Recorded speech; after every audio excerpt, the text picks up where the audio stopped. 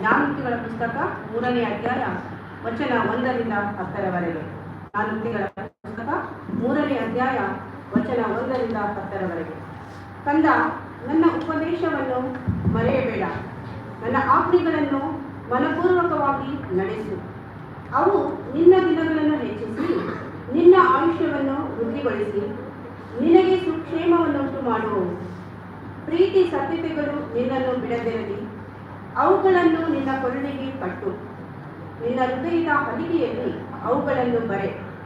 ಇದರಿಂದ ನೀನು ದೇವರ ಮತ್ತು ಮನುಷ್ಯರ ದಯೆಯನ್ನು ಸಮ್ಮತಿಯನ್ನು ಪಡೆದುಕೊಳ್ಳುವಿ. ಸ್ವಬುದ್ಧಿಯಲ್ಲಿ ಆಧಾರ ಮಾಡಿಕೊಳ್ಳದೆ ಪೂರ್ಣ ಮನಸ್ಸಿನಿಂದ ಯೆಹೋವನಲ್ಲಿ ಭರವಸೆ ಬಿಡು. ನಿನ್ನ ಎಲ್ಲಾ ನಡವಳಿಯಲ್ಲಿ ಆತನ ಚಿತ್ತಕ್ಕೆ ವಿಧೇಯನಾಗಿರು. ಆತನೇ ನಿನ್ನ ಮಾರ್ಗಗಳನ್ನು ಸರಾಗ ಮಾಡುವನು. ನೀನೇ ಬುದ್ಧಿವಂತನು ಎಂದೆಣಿಸದೆ ಯೆಹೋವನಿಗೆ ಭಯಪಟ್ಟು ಕೆಟ್ಟದನ್ನು ತೊರೆದು ಬಿಡು. ಇದರಿಂದ ನಿನ್ನ ದೇಹಕ್ಕೆ ಆರೋಗ್ಯವೂ ಎಲುಬುಗಳಿಗೆ ಸಾರವೂ ಉಂಟಾಗುವವು. ನಿನ್ನ ಆದಾಯದಿಂದಲೂ ಬೆಳೆಯ ಪ್ರಥಮ ಫಲದಿಂದಲೂ ಯೆಹೋವನನ್ನು ಸನ್ಮಾನಿಸು. ಹೀಗೆ ಮಾಡಿದರೆ ನಿನ್ನ ಕಣಜಗಳು ಸಮೃದ್ಧಿಯಿಂದ ತುಂಬುವವು, ತೊಟ್ಟಿಗಳಲ್ಲಿ ದ್ರಾಕ್ಷರಸವು ತುಂಬಿ ತುಳುಕುವವು. ದೇವರ ವಾಕ್ಯವನ್ನು ಆಶ್ರಯಿಸಿ.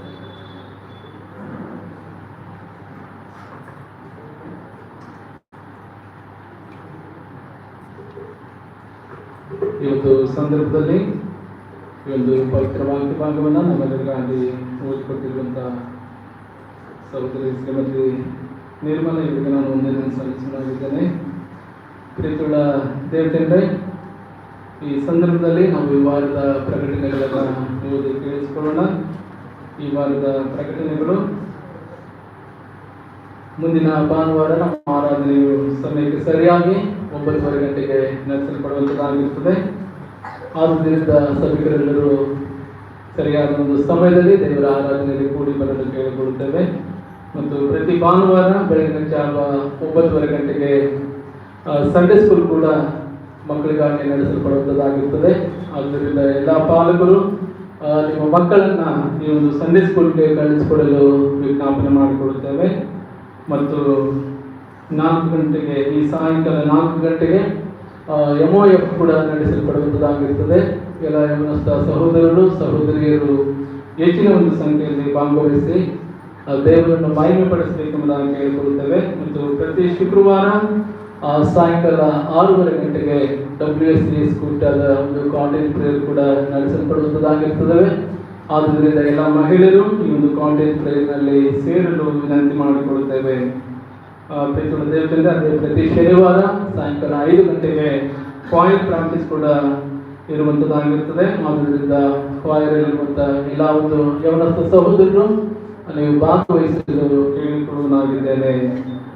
ದೇವತೆಂದರೆ, ಕಳೆದ ಒಂದು ವಾರಗಳಿಂದಲೂ ನಾವು ಪ್ರಕಟಿಸುವಂತೆ ದಿನಾಂಕ 11ರಿಂದ 16ರವರೆಗೆ ನಮ್ಮ ಕ್ರೈಸ್ತ ದಾನರು ಜಾತ್ರೆಯು ಜರುಗಿಸಲ್ಪಡುವಂಥದ್ದಾಗಿರುತ್ತದೆ. ಆದ್ದರಿಂದ ಪ್ರಿಯ ದೇವತೆಂದರೆ, ಈ ಒಂದು ಜಾತ್ರೆಗಾಗಿ ನೀವು ಪ್ರಾರ್ಥಿಸ್ರಿ.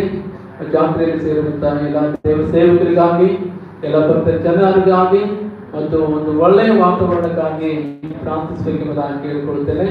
ಮತ್ತು ಜಾತ್ರೆಗೆ ಹೋಗುವವರು ಪ್ರಾರ್ಥನೆ ಪೂರ್ವಕವಾಗಿ ಹೋಗಬೇಕೆಂಬುದಾಗಿ ಕೇಳಿಕೊಳ್ಳುತ್ತೇನೆ. ಮತ್ತು ವಿಶೇಷವಾಗಿ ಒಂದು ಜಾತ್ರೆಗೆ ನಮ್ಮ ಯಾದಗಿರಿಯಿಂದ ಈ ಒಂದು ದಾನೂರಿಗೆ ಒಂದು ವಿಶೇಷದ ಒಂದು ಬಸ್ಸಿನ ಒಂದು ವ್ಯವಸ್ಥೆಯನ್ನ ನಮ್ಮ ಜಿಲ್ಲಾ ಮೇಲ್ವಿಚಾರಕರ ಒಂದು ಅಧ್ಯಕ್ಷತೆಯಲ್ಲಿ ಒಂದು ವ್ಯವಸ್ಥೆಯನ್ನ ಮಾಡಲಾಗಿರ್ತದೆ.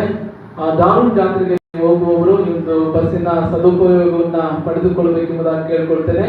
ನಮ್ಮ ಯಾದಗಿರಿ ಜಿಲ್ಲೆಯ ಒಂದು ಹೊಸ ಬಸ್ ಸ್ಟಾಪ್ನಿಂದ ಬೆಳಿಗ್ಗೆ ಸರಿಯಾದ ಒಂದು ಸಮಯದಲ್ಲಿ 8 ಗಂಟೆಗೆ ಇಲ್ಲಿ ಬಿಟ್ಟು ಮತ್ತೆ ಸಾಯಂಕಾಲ ಅಲ್ಲಿ 5:30 ಗಂಟೆಗೆ ಮತ್ತೆ ರಿಟರ್ನ್ ನಮ್ಮ ಯಾದಗಿರಿಗೆ ಬರುವಂಥದ್ದಾಗಿರುತ್ತದೆ. ಆದುದರಿಂದ ತಾವೆಲ್ಲರೂ ಈ ಒಂದು ಬಸ್ಸಿನ ಒಂದು ಸೌಲಭ್ಯವನ್ನ, ಈ ಒಂದು ವ್ಯವಸ್ಥೆಯನ್ನ ಉಪಯೋಗಿಸಿಕೊಳ್ಳಲು ಕೇಳಿಕೊಳ್ಳುವುದಾಗಿದೆ. ಮತ್ತು ವಿಶೇಷವಾಗಿ ಒಂದು ನಾಯಕತ್ವವನ್ನು ವಹಿಸಿ ಇಂಥ ಒಂದು ವ್ಯವಸ್ಥೆಯನ್ನು ಮಾಡಿರುವಂಥ ನಮ್ಮ DSIನವರಿಗೂ ಮತ್ತು ಪಾರ್ಷಿಯಲ್ ಕಮಿಟಿಯ ಪ್ರತಿಯೊಂದು ಸದಸ್ಯರಿಗೂ ನಾನು ಸಭೆಯ ಪರವಾಗಿ ನಾನು ತುಂಬುವುದರಿಂದ ವಂದನೆಗಳನ್ನು ಸಲ್ಲಿಸ್ತೇನೆ. ಥ್ಯಾಂಕ್ ಯು ಅಯ್ಯ. ಪ್ರೀತಿಯುಳ್ಳ ದೇವತೆಂದರೆ, ಮಾತ್ರವಲ್ಲದೆ ಡಿಸೆಂಬರ್ 1 ಅದು ದೇವರ ಒಂದು ಆಗಮನದ ಕ್ರಿಸ್ತಾಗಮನದ ಒಂದು ದಿನಗಳು ಎಂಬುದಾಗಿ ನಾವು ಹರ್ಷಿಸುವಂತಹ ಒಂದು ದಿನಗಳಾಗಿದೆ. ಆದ್ದರಿಂದ ಡಿಸೆಂಬರ್ 1ರಂದು ನಮ್ಮ ಯವನಸ್ಥ ಮಕ್ಕಳು ಕೂಡ ಸೇರಿ ಒಂದು ಒಳ್ಳೆಯ ಒಂದು ಕಾರ್ಯಕ್ರಮವನ್ನು ಹಮ್ಮಿಕೊಳ್ಳಲಿದ್ದಾರೆ. ಅದಕ್ಕಾಗಿ ಒಂದು ಪ್ರೋಗ್ರಾಮ್ಗಾಗಿ ಮತ್ತು ಎಲ್ಲ ಒಂದು ಯವನಸ್ಥ ಸಹೋದರರಿಗಾಗಿ ನೀವು ಪ್ರಾರ್ಥನೆ ಮಾಡಬೇಕೆಂಬುದಾಗಿ ನಮ್ಮಲ್ಲಿ ವಿನಂತಿ ಮಾಡಿಕೊಳ್ಳುವನಾಗಿದ್ದೇನೆ.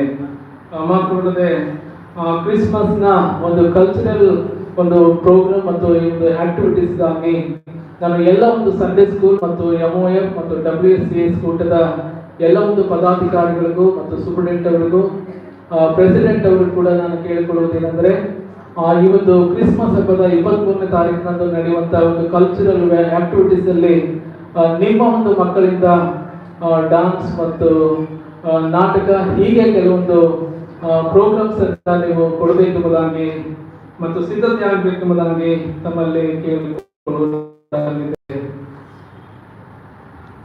ಪ್ರಿಯ ಅಧ್ಯಕ್ಷತೆ ಮತ್ತು ಈ ಒಂದು ಸಮಯದಲ್ಲಿ ವಿಶೇಷವಾಗಿರುವಂತಹ ಪ್ರಕಟಣೆ, ನೂತನ ವರ್ಷದ ಒಂದು ಕ್ಯಾಲೆಂಡರ್ನ ದೇವರ ವಿಷಯವಾಗಿ ಯಾರಾದರೂ ನೀವು ದೇವರು ಮಾಡಿರುವಂತಹ ಉಪಕಾರಗಳನ್ನು ಸ್ಮರಿಸುವುದಾಗಿ ನಿಮ್ಮ ಒಂದು ಅಂಗಡಿ ಅಥವಾ ನಿಮ್ಮ ಒಂದು ಮಕ್ಕಳ ಒಂದು ಹೆಸರಿನಲ್ಲಿ ಅಥವಾ ನಿಮ್ಮ ತಂದೆ ತಾಯಿಗಳ ಒಂದು ಜ್ಞಾಪಕಾರ್ಥದಲ್ಲಿ ಈ ಒಂದು ಕ್ಯಾಲೆಂಡರ್ಸ್ ಅನ್ನ ನೀವು ಸಭೆಗೆ ದೇಣಿಗೆಯಾಗಿ ಕೊಡಲು ಇಚ್ಛಿಸಿದವರು ಮೊದಲನೇದಾಗಿ ತಮ್ಮ ಹೆಸರುಗಳನ್ನ ನೀವು ಸಭಾಪಾಲಕರಿಗೆ ಕೊಡಬೇಕೆಂಬುದಾಗಿ ತಮ್ಮಲ್ಲಿ ವಿನಂತಿ ಮಾಡಿಕೊಳ್ಳುವುದಾಗಿದ್ದೇವೆ.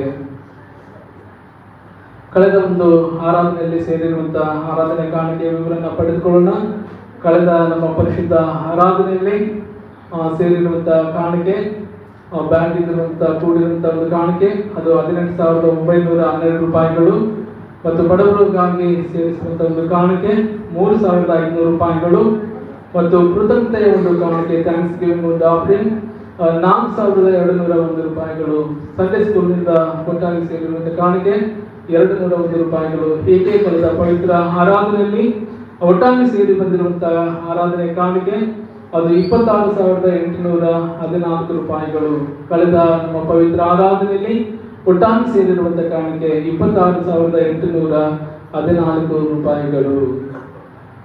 ಪ್ರೀತಿಯುಳ್ಳ ದೇವಜನರೇ, ಒಂದು ಸಂದರ್ಭದಲ್ಲಿ ಈ ವಾರದಲ್ಲಿ ಅಂದರೆ ದಿನಾಂಕ 9 ಅಂದರೆ ಈ ಭಾನುವಾರದಿಂದ ಬರುವ ಶನಿವಾರದವರೆಗೆ ನಮ್ಮ ಆಲಯದಲ್ಲಿ ನಮ್ಮ ಸಭೆಯಲ್ಲಿ ಜನ್ಮದಿನವನ್ನು ಆಚರಿಸಿಕೊಳ್ಳುವಂತ ಮತ್ತು ಮದುವೆ ದಿನದ ವಾರ್ಷಿಕೋತ್ಸವಗಳನ್ನ ಆಚರಿಸಿಕೊಳ್ಳುವಂತ ಪ್ರಿಯರ ಹೆಸರುಗಳನ್ನ ನಾವು ತಿಳಿದುಕೊಳ್ಳೋಣ ಮತ್ತು ಅವರಿಗಾಗಿ ಕೂಡ ನಾವು ಪ್ರಾರ್ಥನೆ ಮಾಡಿಕೊಳ್ಳೋಣ.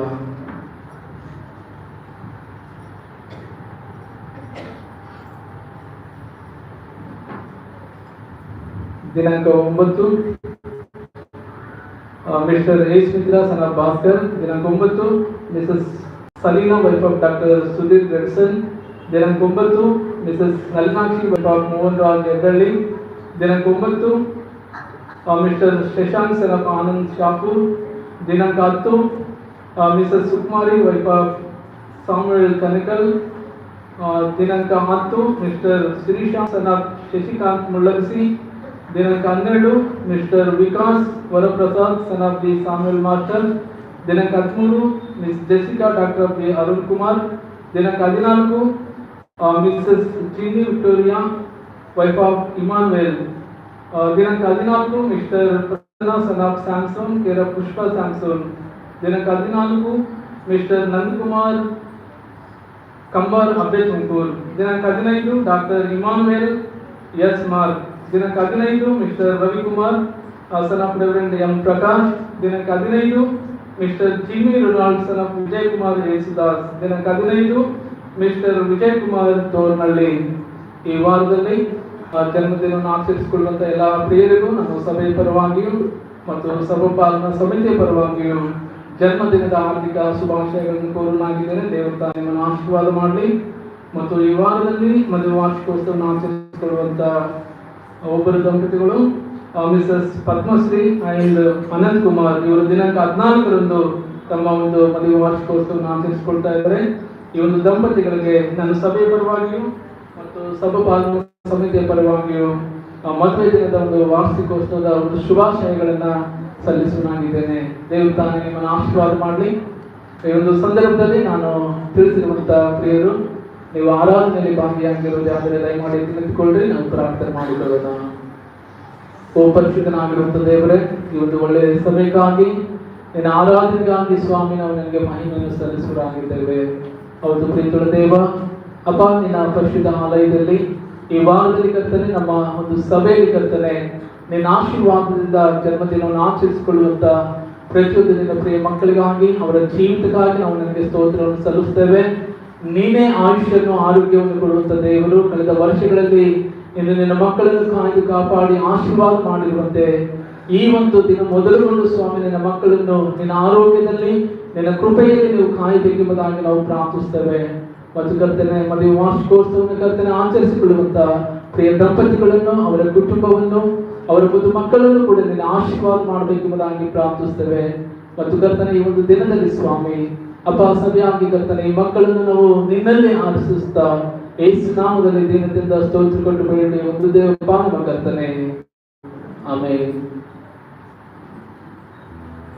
ಪ್ರಿಯ ದೇವರೇ, ಈ ಒಂದು ಸಂದರ್ಭದಲ್ಲಿ ನಾವು ದೇವರ ವಾಕ್ಯಕ್ಕೆ ನಮ್ಮನ್ನು ನಾವು ಸಿದ್ಧಪಡಿಸಿಕೊಳ್ಳುವ ಹಾಗೆ ನಾವು ನಮ್ಮ ಸಭೆಯ ವಾಯರಿಂದ ಹಾಡುಗಳನ್ನು ಹಾಡಲ್ಪಡುವಾಗ ನಾವು ಕೂಡ ಅವರ ಜೊತೆ ಸೇರಿ ಚಪ್ಪಾಳೆಗಳನ್ನು ತಟ್ಟುತ್ತಾ ನಾವು ದೇವರನ್ನ ಆರಾಧನೆ ಮಾಡಿಕೊಳ್ಳೋಣ.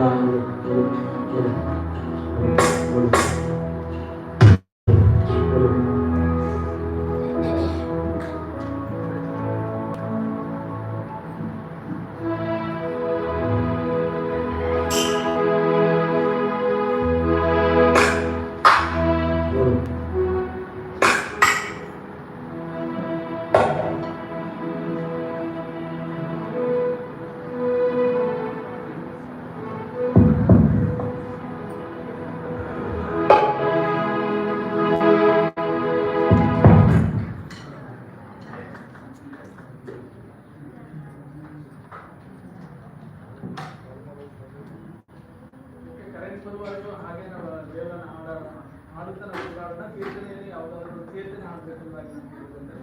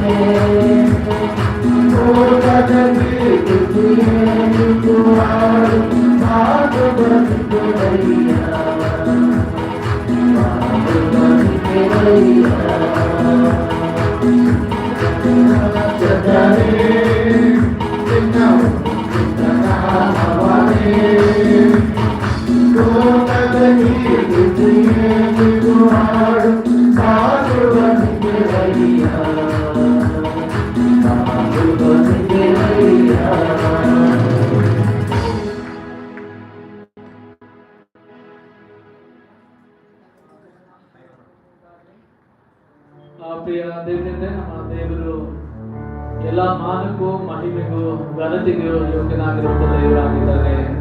ಹೌದು, ಒಂದು ದಿನದಲ್ಲಿ ನಾವು ಸ್ತುತಿಯ ಕೃತಜ್ಞತಾ ಆರಾಧನೆಯಲ್ಲಿ ನಾವು ಸೇರಿರುವಾಗ ಎಲ್ಲವನ್ನು ಕೊಡುವಂತ ದೇವರನ್ನ, ಆತನ ಮಾತುಗಳನ್ನ ನಾವು ಸಂದೇಶವನ್ನು ಕೇಳಲು ಹೋಗುವಾಗ ನಮ್ಮನ್ನು ನಾವು ವಾಕ್ಯಕ್ಕಾಗಿ ಸಿದ್ಧಪಡಿಸಿಕೊಳ್ಳೋಣ.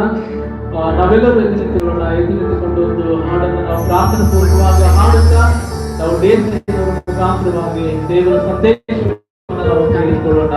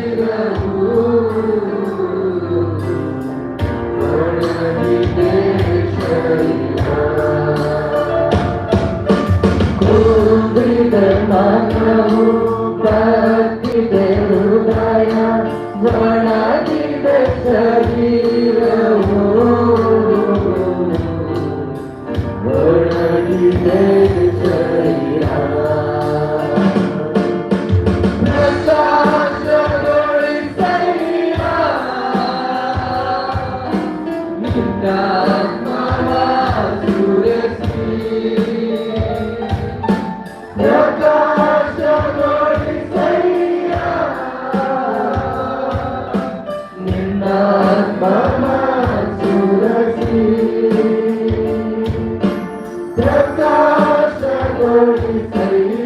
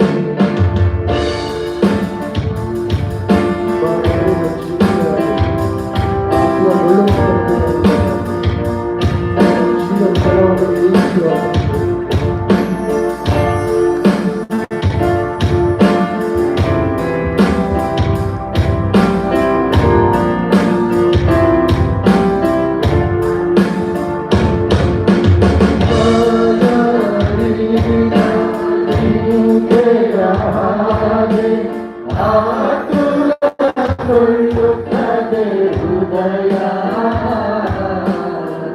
ಆತುರಗೊಳ್ಳುತ್ತದೆ ಹೃದಯ. ಗಾಯಾರಿದ ಜಿಂಕೆಯ ಹಾಗೆ ಆತುರಗೊಳ್ಳುತ್ತದೆ ಹೃದಯ, ಆತುರಗೊಳ್ಳುತ್ತದೆ ಹೃದಯ. ಜೀವಜಲವಾಗಿ ನೀಗಿಸುವೆಂದ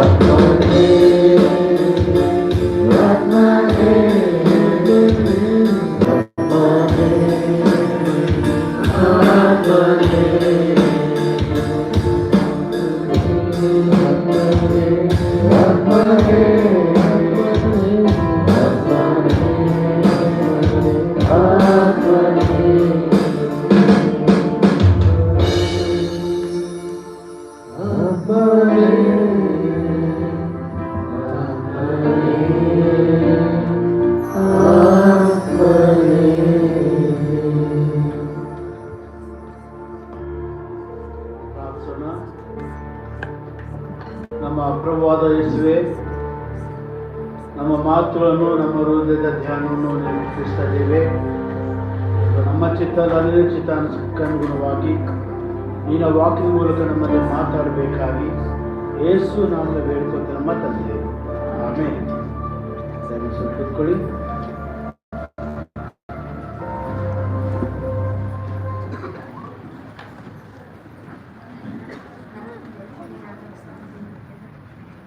ನಿಮ್ಮೆಲ್ಲರಿಗೂ ಪ್ರಭುವಾದ ಯೇಸು ಕ್ರಿಸ್ತನ ನಾಮದಲ್ಲಿ ವಂದನೆ ಸಲ್ಲಿಸ್ತೇನೆ ಮತ್ತು ವಿಶೇಷವಾದಂಥ ಒಂದು ಸುಗ್ಗಿ ಹಬ್ಬದ ದೈವ ಆರಾಧನೆಗೆ ಸೇರಿದಂಥ ನಿಮ್ಮೆಲ್ಲರಿಗೂ ಯೇಸು ಕ್ರಿಸ್ತ ನಾಮದಲ್ಲಿ ಸ್ವಾಗತ ಬಯಸುತ್ತೇನೆ.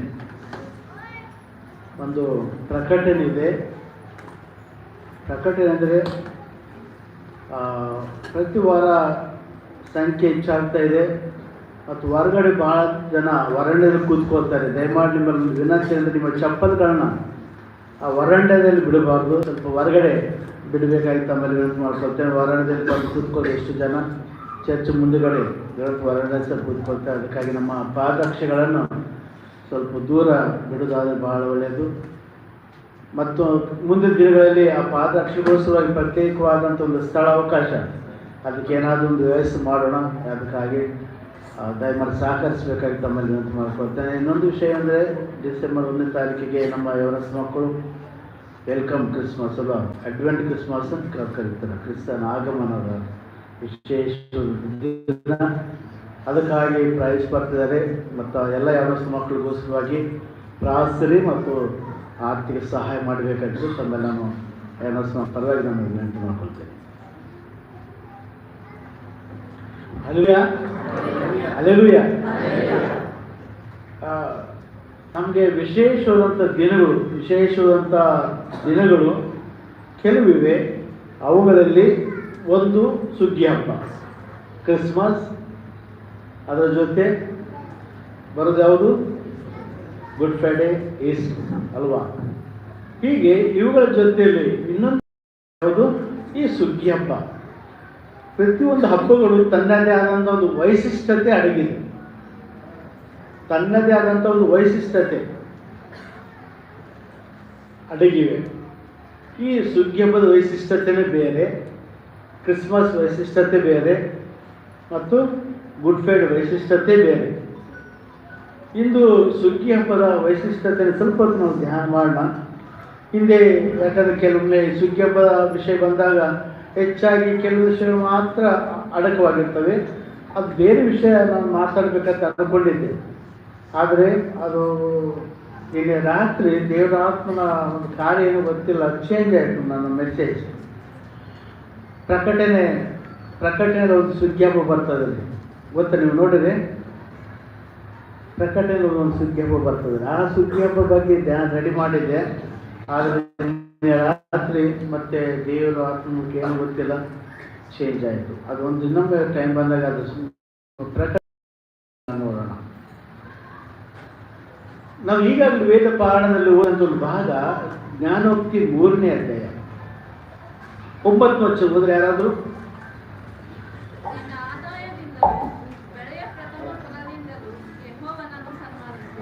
ನಿನ್ನ ಆದಾಯದಿಂದಲೂ ಬೆಳೆಯ ಪ್ರಥಮ ಫಲದಿಂದಲೂ ಯೆಹೋವನ ಸನ್ಮಾನಿಸು. ಓದ 10ನೇ ವಚನ.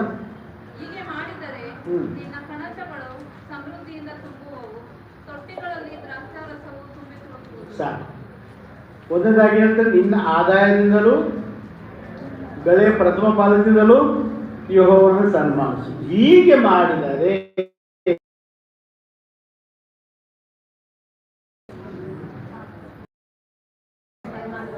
ನಮ್ಮ ಆದಾಯದಿಂದ ಮತ್ತು ನಮ್ಮ ಬೆಳೆಯ ಫಲಗಳಿಂದ ದೇವರನ್ನು ಸನ್ಮಾನಿಸುವುದಾದರೆ, ಹೀಗೆ ನೀವು ಮಾಡುವುದಾದರೆ ಏನಂತ ಕೆಳಗಡೆ, ನಿನ್ನ ಕಣಜಗಳು ಮತ್ತು ತೊಟ್ಟಿಗಳು ತುಂಬುವವು ಎಂದಾಗ. ಸನ್ಮಾನಿಸು, ಗೌರವಿಸು. ಸನ್ಮಾನಿಸು ಇಲ್ಲವೇ ಗೌರವಿಸು. ನೋಡ್ರಿ, ಯಾರಿಗಾದ್ರೂ ನಾವು ನಮಗೆ ಯಾರಾದರೂ ಸಹಾಯ ಮಾಡಿದ್ದಾದರೆ, ಉಪಕಾರ ಮಾಡಿದ್ದಾದರೆ, ಅವರಿಗೆ ನಾವು ಪ್ರತ್ಯುಪಕಾರವಾಗಿ ಅಷ್ಟು ಬೆಲೆ ಉಳ್ಳದ್ದು ಕೊಡಲಿಕ್ಕಿಲ್ಲ. ಆದರೆ ಅದನ್ನ ನೆನೆಸ್ಕೊಂಡು ನಾವು ಏನೋ ಶಾಲ್ ಹಾಕ್ಬೋದು, ಒಂದು ಗಾರ್ಲೆಂಡ್ ಹಾಕ್ಬೋದು ಅಲ್ವಾ? ಇನ್ನು ಕೆಲವರು ಏನು ಮಾಡ್ತಾರೆ, ಬಟ್ಟೆ ಬರೆ ಮಾಡ್ತಾರೆ, ಇನ್ನು ಕೆಲವರು ಇತ್ಯಾದಿ ಮಾಡ್ತಾರೆ. ಸನ್ಮಾನಿಸುವುದು ಬಹಳ ಶ್ರೇಷ್ಠ. ಯಾಕಂದರೆ ಮಾಡಿದ ಉಪಕಾರಗಳನ್ನು ಥ್ಯಾಂಕ್ಸ್ ಹೇಳುವಂಥದ್ದು. ಇನ್ನೊಂದು ರೀತಿಯಿಂದ ಹೇಳಬೇಕಾದ್ರೆ ಥ್ಯಾಂಕ್ಸ್, ನಿನಗೆ ಥ್ಯಾಂಕ್ಸ್, ನಮ್ಗೆ ಸಹಾಯ ಮಾಡಿದೆ, ಉಪಕಾರ ಮಾಡಿದೆ, ಥ್ಯಾಂಕ್ಸ್. ನಾವು ಮಾಡೋದೊಂದು ಸನ್ಮಾನ, ಒಂದು ಗಾರ್ಲೆಂಡು, ಒಂದು ಶಾಲು, ಇಲ್ಲಿ ನಾವೇನೋ ಒಂದು ಬಟ್ಟೆ ಬರೆ ಮಾಡಿದ್ದು ಅಲ್ಪವಾಗಿದ್ದರು, ಅದರ ಹಿಂದೆ ದೊಡ್ಡದು ಅಡಕವಾಗಿರ್ತದೆ. ಪ್ರಿಯರೇ, ಈ ಸುಗ್ಗಿ ಹಬ್ಬ ಬೆಳೆದು ಬಂದಂಥ ಒಂದು ರೀತಿಯೇ ಬೇರಾಗಿದೆ. ಕಾರಣ ಏನಂದರೆ, ಇಸ್ರೇಲರು ಒಂದು ಸಮಯದಲ್ಲಿ ಬಿಟ್ಟಿ ಕೆಲಸ ಮಾಡಿಕೊಂಡು ಬದುಕಿದಂಥ ಈ ಸಮೂಹ ಅರಣ್ಯದಲ್ಲಿ ನಡ್ಕೊಂಡು ಬಂದಾಗ ಯಾವುದು ಬೆಳೆ ಬೆಳಿಲ್ಲ. ಅವರು ಯಾವುದು ಬೆಳೆ ಬೆಳಿಲಿಲ್ಲ. ಪ್ರಯಾಣ ಮಾಡ್ತಿದ್ದಾರೆ. ಒಂದು ಸಮಯ ಬಂತು, ಹಸುವಿನ ನರಳುವಂಥ ಸಮಯ, ಹಸುವಿನಿಂದ ಸಾಯುವಂಥ ಒಂದು ಪರಿಸ್ಥಿತಿ ಬಂತು. ಅವರನ್ನು ಒಂದು 40 ದಿನದಲ್ಲಿ ನಾವು ಹೋಗ್ತೇವೆ, ಒಂದೂವರೆ ತಿಂಗಳು ಹೋಗ್ಕೊಂಡು ಪ್ರಯಾಣ ಸಿದ್ಧತೆ ಮಾಡಿಕೊಂಡಿದ್ದಾರೆ. ಆದರೆ ಆ ಪ್ರಯಾಣ ಹೇಗಾಯ್ತದು 40 ವರ್ಷಕ್ಕೆ ಹೋಯಿತು. ಹಾಗಾಗಿ ಅವರ ಸಿದ್ಧತೆ ಸಾಲದಾಗಿತ್ತು. ಅವರ ಸಿದ್ಧತೆ ಕೇವಲ 40 ದಿನ ಸಿದ್ಧತೆಗೆ ಮಾಡ್ಕೊಂಡು ಬಂದಿದ್ದಾರೆ. ಆದರೆ 40 ವರ್ಷ ಪ್ರಯಾಣದ ನಿಮಿತ್ತವಾಗಿ ಅವರ ಸಿದ್ಧತೆಗಳು ಏನೂ ಇರಲಿಲ್ಲ. ಇಂಥ ಪರಿಸ್ಥಿತಿಯಲ್ಲಿ ಗುಣಗುಟ್ಟಿದ್ರು, ನಾವು ಸಾಯಿಸುತ್ತಿದ್ದೇವೆ ಎಂಬುದಾಗಿ ಗೋಳಾಡುತ್ತಾ ಮೋಶೆ ಬಂದಿದ್ದಾರೆ. ಆಗ ಅರಣ್ಯದಲ್ಲಿ ದೇವರು ಅವರೊಂದಿಗೆ ಇದ್ದುಕೊಂಡು ಅವ್ರಿಗೇನು ಕೊಟ್ಟ? ಮನ್ನ ಕೊಟ್ಟು ಪಾಲಿನ ಪೋಷಣೆ ಮಾಡಿಕೊಂಡು. ಇದೆಲ್ಲ ನಿಮಗೆ ಗೊತ್ತು. ಅವರ ಪಾದಗಳು, ಅವರು ಹಾಕೊಂಡಂಥ ಚಪ್ಪಲುಗಳು ಸವಿಲಿಲ್ಲ ಎಂದಾಗಿ ನಾವು ನೋಡ್ತೇವೆ. ಅಂದರೆ ಅಷ್ಟು ಆ ರೀತಿಯ ಸಮೃದ್ಧಿಯಾದಂಥ ಹೊಟ್ಟೆ ತುಂಬ ಊಟ ಮಾಡಿಸಿ, ನಾನು ತುಂಬ ನೀರು ಕೊಟ್ಟು, ಬೇಯಿಸಿ ಮಧ್ಯಾಹ್ನದಲ್ಲಿ ಅದನ್ನು ನೆರಳು ಕೊಟ್ಟು, ರಾತ್ರಿಯಲ್ಲಿ ದೀರ್ಘ ಸಮವಾಗಿ ನಿಂತುಕೊಂಡು ಅವರನ್ನು ನಡೆಸ್ಕೊಂಡು ಬಂದ ಕಾನೂನು ದೇಶ ಬಂದು ಸೇರ್ತಾರೆ. ಆ ದೇಶ ಅಂಥದ್ದು ಹಾಲು ಜೇನು ಹರಿಯುವಂಥ ದೇಶ. ಹಾಲು ಜೇನು ಅಂತ ಅಂತಂದರೆ ಸಮೃದ್ಧಿ ಎಂಬುದಾಗಿ, ಫಲಗಳು ಸಮೃದ್ಧಿ, ಬೆಳೆಗಳು ಸಮೃದ್ಧಿ, ಅಂಥ ಒಂದು ಪ್ರದೇಶಕ್ಕೆ ಅವರು ಬರ್ತಿದ್ದಾರೆ. ನೋಡಿ, 40 ವರ್ಷ ಅವರು ಅರಣ್ಯದಲ್ಲಿ ಜೀವನ ಮಾಡ್ತಿದ್ದಾರೆ. ಹಿಂದೆ ಹೋದಾಗ ಐಗುಪ್ತರ ಬಂಧದಲ್ಲಿ ಬಂಧಿಸಲ್ಪಟ್ಟು ಸರಿಯಾಗಿ ಊಟ ಇಲ್ಲ, ಈ 40 ವರ್ಷಕ್ಕೆ ಸರಿ ಊಟ ಇಲ್ಲ. ನೋಡಿ ಯೋಚನೆ ಮಾಡಿ, ಅವ್ರ ಪರಿಸ್ಥಿತಿ ಹೇಗಿರಬೇಕು ಯೋಚನೆ ಮಾಡ್ತಾರೆ. ಈ ದಿನಗಳಾದ ನಂತರ ಅವರ ಸಮೃದ್ಧಿಯಾದ ಜೀವಿತಕ್ಕೆ ನೆಲೆಸಲ್ಪಟ್ಟಾಗ ಆಗ ದೇವರು ಹೇಳ್ತಾನೆ, ನೋಡ್ರಪ್ಪ, ಈಗ ನಿಮಗೆ ಸಮೃದ್ಧಿ ಆಗಿತ್ತಲ್ಲ, ಈಗ ನೀವು ಆನಂದವಾಗಿದ್ರಲ್ಲ, ಈಗ ಖುಷಿಯಾಗಿದ್ರಲ್ಲ, ನೀವು ಚೆನ್ನಾಗಿದ್ರಲ್ಲ, ಹಾಗಾದರೆ ನಿಮ್ಮ ಬೆಳೆಯ ಪ್ರಥಮ ಫಲವನ್ನು ನನಗೆ ನೀವು ತಂದುಕೊಡ್ರಿ. ನೀವೇನು ಬೆಳೆಸ್ತೀರಲ್ಲ, ನೀವೇನು ಬೆಳೆಸ್ತೀರೋ ಬೆಳೆದಿದ್ದನ್ನು ನನಗೆ ನೀವು ಬೆಳೆಯ ಪ್ರಥಮ ಫಲ, ಅದು ಉತ್ಕೃಷ್ಟವಾದಂಥ ಅಂತ ಹೇಳ್ತಾರೆ. ಉತ್ಕೃಷ್ಟವಾದಂಥ ಅಂದರೆ ಒಳ್ಳೆಯ ಉತ್ತಮವಾದಂಥ ಬೆಳೆಯ ಫಲ. ನಾವು ಇನ್ನೊಂದು ಹೇಳ್ಬೇಕಾದ್ರೆ ನೀವು ದೇವರು ತಂದು ಕೊಡ್ರಿ ಅಂತ ಅವರು ನೋಡಿ, ಆ ಸಮಯದಲ್ಲಿ ಬೇರೆ ಆದಾಯ ಇಲ್ಲ. ಮೂಲ ಕಸುಬು ಯಾವುದದು? ಕೇವಲ ವ್ಯವಸಾಯವೇ. ಕೇವಲ ವ್ಯವಸಾಯ ಅವರಿಗಿದ್ದು, ಮೂಲ ಕಸುಬು ವ್ಯವಸಾಯ. ಹಾಗಾಗಿ ಅಲ್ಲಿ ಪ್ರಥಮವಾಗಿ ವ್ಯವಸಾಯದಲ್ಲಿ ದೇವರು ಕೇಳ್ತಾನೆ, ನಿನ್ನ ಊಟದಲ್ಲಿ ನನಗೂ ಸ್ವಲ್ಪ ನೀನು ಕೊಡು. ನೀವೇನು ಊಟ ಮಾಡ್ತಾರಲ್ಲ, ಊಟ ಮಾಡಿದ್ರಲ್ಲಿ ನನಗೂ ಸಹ ಕೊಡು ಎಂಬುದಾಗಿ ಕೇಳ್ತಾರೆ. ನೋಡಿ, ಅರಣ್ಯಕಾಂಡ 15ನೇ ಅಧ್ಯಾಯ 17-20 ಓದಿ, ಫಾಸ್ಟ್ ಹೋದ್ರಿ. ದೇವರು ಮಾಡಿದಂಥ ಉಪಕಾರಗಳನ್ನು ಹೇಗೆ ಹೇಳ್ತಾನೆ, ಹೇಗೆ ಉಪಕಾರ ಸಲ್ಲಿಸಬೇಕು, ಹೇಗೆ ಅದನ್ನು ಸಲ್ಲಿಸಬೇಕು ಅಂತ ಕೇಳ್ತಾನೆ. ಒಂದು ಪ್ರಶ್ನೆ ಬರ್ತದೆ, ನಮ್ಮ ಈ ಆದಾಯ ನಮ್ಮ ಬೆಳೆ ಆತ ಕೊಟ್ಟು ಅದನ್ನು ತಿಂತಾನೇನೋ ಇಲ್ಲ, ಆತ ಊಟ ಮಾಡ್ತಾನೋ ಎಂಬುದಾಗಿ ಪ್ರಶ್ನೆ ಮಾಡ್ತೇವೆ ಪ್ರಿಯರೇ. ಆದರೆ ಪ್ರಶ್ನೆ ಮಾಡೋದಕ್ಕಿಂತ ಆತನು ಏನು ಹೇಳಿದಾನೆ ಅದನ್ನು ಮಾಡೋದು ಮುಖ್ಯ. ನೀವು ತೊಗೊಂಡು ಬನ್ರಿ, ಯಾವ್ದು ಸರಿಸ್ರಿ, ನಾಲೆಜಲ್ಲಿ ತೊಗೊಂಡು ಬನ್ರಿ. ನೋಡ್ರಿ, ಸುಂದರವಾದ್ರಿ ಯಾಜನ ಕಾಂಡ ಆಗಿರ್ಬೋದು, ಧರ್ಮೋಪದೇಶ ಕಾಂಡ, ಅರಣ್ಯ ಕಾಂಡ ಉತ್ತಮ. ನಾವು ಹೇಳ್ತೀನಿ ಅವುಗಳನ್ನ ಸ್ವಲ್ಪ ನೀವು ಫಾಸ್ಟ್ ಫಾಸ್ಟ್. ಅರಣ್ಯ 15, 17, 20.